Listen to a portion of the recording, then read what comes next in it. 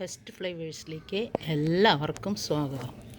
നമുക്കിന്ന് മാങ്ങ ഇഞ്ചി കൊണ്ടുള്ള അച്ചാർ തയ്യാറാക്കാം. അതിനായിട്ട് ഞാനിവിടെ ഒരു കട മാങ്ങ ഇഞ്ചി പറിച്ചതാണിത്. ഇതിൽ ഒരു ചെറിയ കിഴങ്ങ് കുഴിച്ചിട്ടതായിരുന്നു. ധാരാളം ഉണ്ടായിട്ടുണ്ട്. ഇതൊന്നും ഇപ്പോൾ ഞാൻ കുറച്ചെടുത്തിട്ട് അച്ചാറിടാൻ പോവുകയാണ്. അപ്പോൾ ആദ്യം നമുക്കിതിന്ന് ഇതുപോലെ അടർത്തി മാറ്റി അതിനെ കഴുകി വൃത്തിയാക്കിയിട്ട് എടുക്കണം. അങ്ങനെ കഴുകി വൃത്തിയാക്കി തോല് കളഞ്ഞെടുത്തതാണ് മാങ്ങ ഇഞ്ചി ഇത്. ഇനി അതിനെ ചെറുതായിട്ട് അരിയണം. നമുക്ക് കൊച്ചു കൊച്ചു കഷ്ണങ്ങളായിട്ട് ഇഞ്ചി അരിയുന്ന പോലെ അരിഞ്ഞെടുക്കണം. ഇതുപോലെ അരിഞ്ഞെടുക്കണം. അങ്ങനെ ഞാനിവിടെ അരിഞ്ഞു വെച്ചിട്ടുണ്ട്. അപ്പോൾ അതിലേക്ക് വേണ്ട എരിവിനാവശ്യമായ പച്ചമുളക്, അതും ഞാനൊരു 10-12 പച്ചമുളക് എടുത്തിട്ടുണ്ട്. പിന്നെ കുറച്ച് വെള്ളുള്ളി കുനുകുന അരിഞ്ഞത്, ഒരു ചെറുനാരങ്ങയുടെ നീര് വേണം. പിന്നെ നമുക്ക് ആവശ്യമുള്ളത്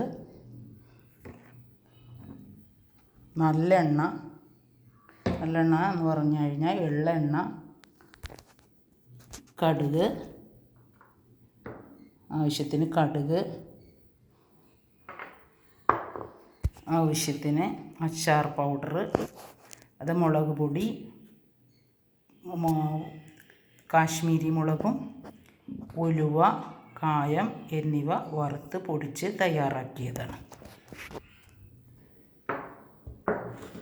ആവശ്യത്തിന് ഉപ്പ്. പിന്നെ നമുക്ക് അതിലേക്ക് ഉലുവ വേണമെങ്കിൽ 2 മണി ഉലുവ കൂടി നമുക്ക് വറുത്തിടുമ്പോൾ ചേർക്കാം. ഇനി നമുക്ക് അത് അച്ചാർ തയ്യാറാക്കാം. അപ്പോൾ നമുക്കിതെല്ലാം ചേർത്ത് നല്ല ടേസ്റ്റിയായ ഒരു അച്ചാർ തയ്യാറാക്കാം. ഇതിന് ഒരുപാട് മാങ്ങ ഇഞ്ചി അഥവാ മാംഗോ ജിഞ്ചർ എന്ന് പറയുന്ന കിഴങ്ങാണിത്. ഇഞ്ചിയുടെ രൂപമാണ്. മാങ്ങയോട് ആകെയുള്ള സാമ്യം അതിന് മാങ്ങയുടെ നല്ല മണമുണ്ട്. പച്ചമാങ്ങ ചേർത്തുണ്ടാക്കിയ വിഭവമാണെന്ന് തോന്നുന്ന വിധത്തിലുള്ള മണം ഉണ്ടായിരിക്കും. അതുകൊണ്ടാണെന്നായിരിക്കാം മാങ്ങ ഇഞ്ചി എന്ന് പറയുന്നത്. കുർക്കുമ, അമാഡ എന്ന് പറയും ഇതിന്. അപ്പോൾ ഇതിന് ഒരുപാട് ഔഷധ ഗുണങ്ങളുണ്ട്. ആയുർവേദ മരുന്നുകളിലും അതുപോലെ തന്നെ യുനാനി ട്രീറ്റ്മെൻറ്റുകളിലും ഒക്കെ മരുന്നുകളിൽ ഉപയോഗിക്കുന്ന ഒന്നാണ് മാങ്ങ ഇഞ്ചി. ദഹന സംബന്ധമായ അസുഖങ്ങൾ, പിന്നെ അതുപോലെ തന്നെ ശരീരത്തിൻ്റെ ഭംഗി വർദ്ധിപ്പിക്കാൻ, തൊലിപ്പുറത്തുള്ള ചൊറിച്ചൽ, അലർജി തുടങ്ങിയ അങ്ങനെ ഒരുപാട് അസുഖങ്ങൾക്ക്, ഈ കോൾഡ്, ജലദോഷം, ചുമ എന്നിവയ്ക്ക് ചായ ഉണ്ടാക്കി കഴിക്കാൻ ഒക്കെ ഇത് ഉപയോഗിക്കും. അപ്പോൾ നമുക്കിതിനിത് ഉണ്ടാക്കാൻ തുടങ്ങാം. അപ്പോൾ നമുക്ക് ചട്ടി വെച്ച് അത് ചൂടായിട്ടുണ്ട്. ഇനി അതിലേക്ക് എള്ളെണ്ണ 3-4 ടേബിൾ സ്പൂൺ ഒഴിക്കാം. അച്ചാർ കേടുവരാതിരിക്കാൻ ചൂടാക്കി ആറിയ ശേഷം നമ്മൾ നല്ലെണ്ണ അതിന് മുകളിൽ ഒഴിക്കൽ പതിവുണ്ട്. അപ്പോൾ ഫംഗസ് ഒന്നും വരില്ല. അപ്പോൾ നമുക്കത് ഉണ്ടാക്കുമ്പോൾ തന്നെ നല്ലെണ്ണ ചേർക്കാം. അത് മുകളിൽ പൊങ്ങി നിന്നോളും. ഇനി എണ്ണ ചൂടായിട്ട് ആദ്യം കടുക് പൊട്ടിക്കാം. അച്ചാർ പൊടിയിലെ മഞ്ഞൾപ്പൊടി കുറവുണ്ടെങ്കിൽ അല്പം മഞ്ഞൾപ്പൊടി കൂടി ഇതിലേക്ക് ചേർക്കുന്നത് നല്ലതാണ്.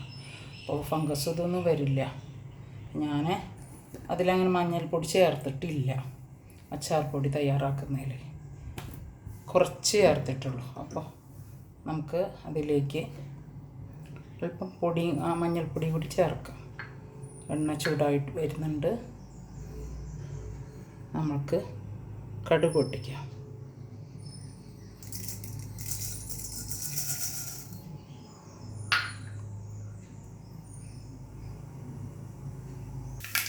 കടുക് പൊട്ടിക്കഴിഞ്ഞിട്ടുണ്ട്. ഇനി നമുക്ക് വേപ്പില ചേർക്കാം. വേപ്പില മൂത്ത് വരുന്നുണ്ട്. ഇനി നമുക്ക് വെള്ളുള്ളി ചേർക്കാം.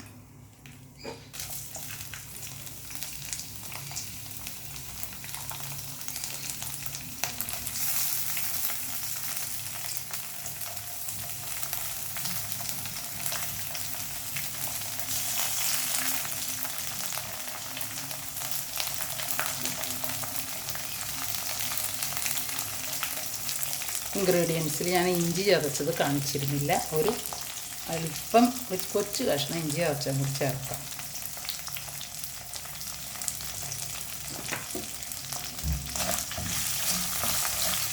നല്ലപോലെ ഇളക്കി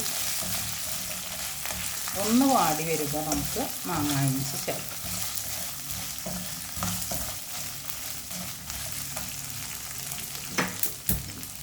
തീ ചെറുതാക്കി വെച്ചിട്ട് ഇളക്കി കൊടുക്കുക. ബ്രൗൺ നിറമാവരുത്, അതിന് മുമ്പ് മാങ്ങ ഇഞ്ചി ചേർത്ത്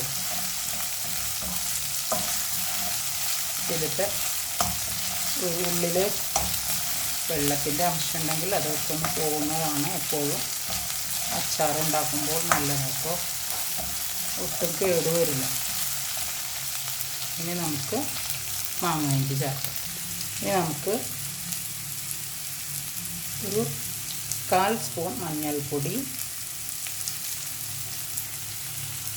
1 സ്പൂൺ മുളക് പൊടി മുളക് പൊടിയല്ല, 1 സ്പൂൺ ഉപ്പ് എന്നിവ ചേർത്ത് നല്ലപോലെ ചെറിയ തീയിലിട്ട് ഇളക്കി അതിനെ ഒന്ന് വഴറ്റിയെടുക്കുക. വഴന്നതിന് ശേഷം നമുക്ക് അച്ചാർ പൊടി ചേർക്കാം. പിന്നെ കുറേ നാൾ എടുത്ത് വയ്ക്കാനാണെങ്കിൽ അതിന് ശേഷം തീ ഓഫ് ചെയ്യാൻ പോകുന്ന സമയത്ത് കുറച്ച് വെളിച്ചെണ്ണയല്ല വിനേഗർ ചേർക്കാം. നല്ലപോലെ വാടട്ടെ. നല്ലപോലെ വാടിയാൽ പെട്ടെന്ന് പാകമായി കിട്ടും. നമുക്ക് വേഗത്തിൽ ഉപയോഗിക്കാമല്ലോ. എന്തായാലും അച്ചാറുണ്ടാക്കിയാൽ ഒരാഴ്ചയെങ്കിലും വെച്ചിട്ട് ഉപയോഗിക്കുന്നതാണ് കൂടുതൽ ടേസ്റ്റ്. അതുവരെ കുപ്പിയൊക്കെ ഒന്ന് കുലുക്കി എപ്പോഴും കുലുക്കി ചേർത്ത് കൊടുക്കണം. പിന്നെ അത് മാത്രമല്ല, ഇതിന് പ്രത്യേകം സൂക്ഷിക്കാനുള്ളത് ഉണ്ടാക്കുന്ന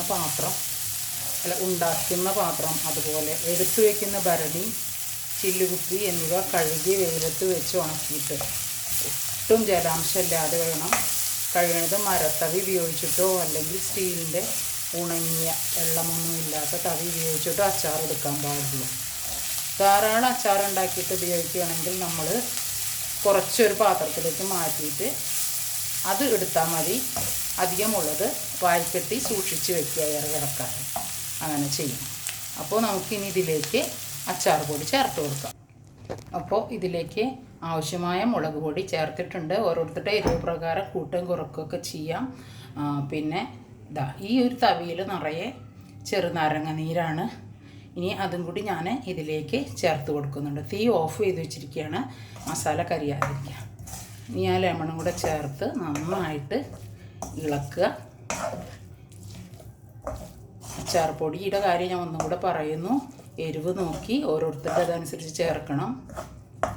അപ്പോൾ സംഭവം ഇവിടെ തയ്യാറായിട്ടുണ്ട്. ഇനി നമുക്കിതൊന്ന് കഴിച്ച് നോക്കാം.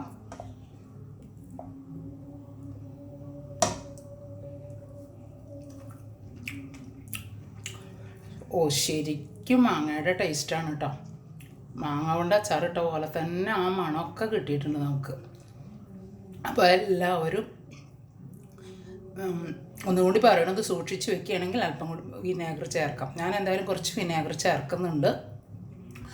പിന്നെ ഫസ്റ്റ് ഫ്ലേവേഴ്സ് ഇതുവരെ സബ്സ്ക്രൈബ് ചെയ്യാത്തവരുണ്ടെങ്കിൽ തീർച്ചയായിട്ടും ഒന്ന് സബ്സ്ക്രൈബ് ചെയ്യണം. ഒപ്പം ആ ബെല്ലൈക്കൺ ഒന്ന് ഇനാബിൾ ചെയ്താൽ ഞാൻ ഇടുന്ന വീഡിയോസിൻ്റെ നോട്ടിഫിക്കേഷൻസ് നിങ്ങൾക്ക് ഒട്ടും വൈകാതെ ലഭിക്കുന്നതാണ്. അപ്പോൾ ഞാനിനി വീണ്ടും മാങ്ങ ഇഞ്ചിയുമായി വേറെ ഇഞ്ചിപ്പുളി, ഉപ്പിലിട്ടത് ഒക്കെ തയ്യാറാക്കാം, ചമ്മന്തിയൊക്കെ തയ്യാറാക്കിയിട്ട് നിങ്ങളുടെ മുമ്പിൽ വരുന്നതാണ്.